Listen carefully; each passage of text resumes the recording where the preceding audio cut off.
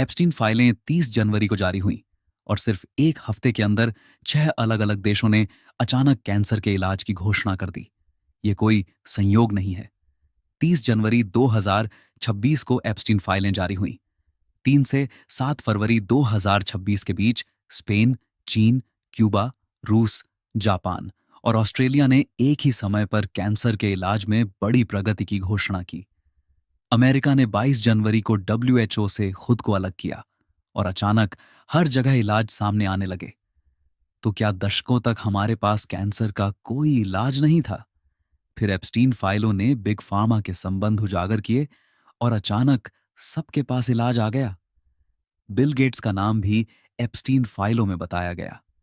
Gets की pharmaceutical कंपनियों में बड़ी निवेश हिस्सेदारी है और डब्ल्यूएचओ को फंडिंग भी। उनके नाम उजागर होने के कुछ ही दिनों के भीतर देशों ने ऐसे इलाज घोषित करने शुरू कर दिए जिन्हें कथित तौर पर डब्ल्यूएचओ ने दबा कर रखा था।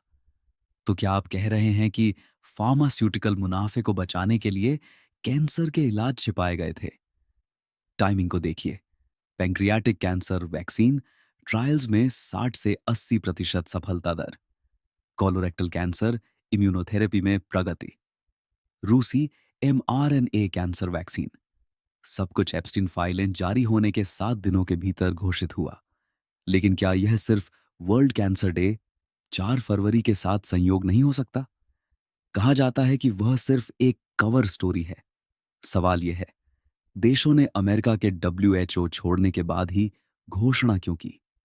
सोशल मीडिया पर यह चर्चा तेज हो गई कि अमेरिका ने सालों तक विकास को रोके रखा ताकि फार्मास्यूटिकल दिग्गजों के हित सुरक्षित रहें। तो क्या डब्ल्यूएचओ एक गेटकीपर था जो इलाजों को बाहर आने से रोक रहा था? गेट्स ने डब्ल्यूएचओ को फंड किया। गेट्स का नाम एप्स्टीन फाइलों में कई मुलाकातों के साथ सामने आया। गेट्स के बिग फार्मा में अरबों डॉलर के निवेश हैं। अब जब उनका नाम उजागर हो गया और अमेरिका डब्ल्यूएचओ से निकल गया, तो अचानक कैंसर उपचारों की बाढ़ आ गई। तो आप एप्स्टीन, कैंसर दमन, बिल गेट्स और डब्ल्यूएचओ को जोड़ रहे हैं। साजिश की कहानी खुद बनती दिखती है। लोगों को बीमार रखो, महंगे इलाज बेचते रहो, अरबों कमाओ। अगर एक बार इलाज हो गया तो ग्राहक खत्म। कहा जा रहा है कि एप्स्टीन का ब्लैकमेल सिस्टम इस पूरे ढांचे को सुरक्षित रखता था। तो इसका मतलब एप्स्टीन सिर्फ तस्करी में नहीं, बल्कि पूरे उद्योगों पर नियंत्रण बनाए रखने के लिए ब्लैकमेल में भी शामिल था। सिर्फ एक हफ्ते में पैंक्रियाटिक कैंसर में प्रगति, कोलन कैंसर उपचार, फेफड़ों के मेटास्टेसिस के इलाज, एचपीवी से जुड़े cancer vaccine, blood cancer therapy, सब एक साथ घोषित हुए। ये टाइमिंग सच में संदिग्ध लगती है। अगर ये सब वर्षों से विकास में थे, तो एक साथ क्यों घोषित हुए? कहा जाता है कि क्योंकि बिग फार्मा के मुनाफे की रक्षा करने वाले लोग एप्स्टीन फाइलों में उजागर हो गए। जब उनका ब्लैकमेल नेटवर्क टूट गया, तब देशों ने वह सब सामने लाना सुरक्षित समझा जिसे वे पहले रोक कर बैठे थे।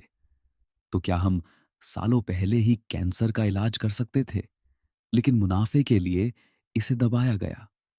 सबसे ज्यादा फायदा उस मरीज से होता है जो बीमार रहे लेकिन मरे नहीं।